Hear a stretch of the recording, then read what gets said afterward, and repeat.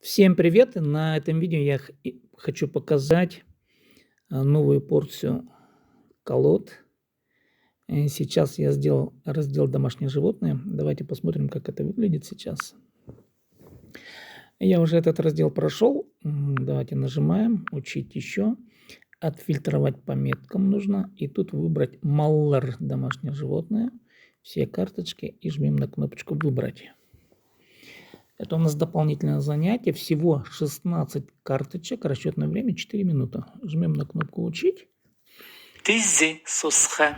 И вот таким образом работает карточка, слово. Потом мы должны увидеть ответ. Это самка свиньи.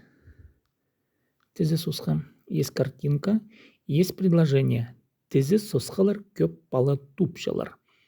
Самки свиньи приносят много поросят. Дальше откладываем карточку.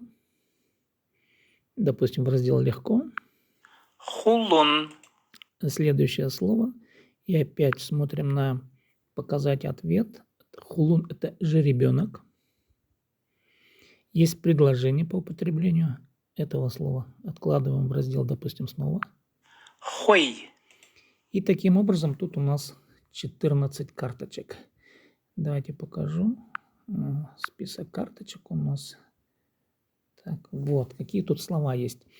Инек – корова, асхр – жеребец, пи или пий – кобыла, пуга – бык, пзо – теленок, сосха – свинья, сосха – палазы – поросенок, тибе – верблюд, хазра – телка, хой – овца, хулун – жеребенок, хураган – ягненок, хуча – баран, эргек – сосха – самец, юська – козел.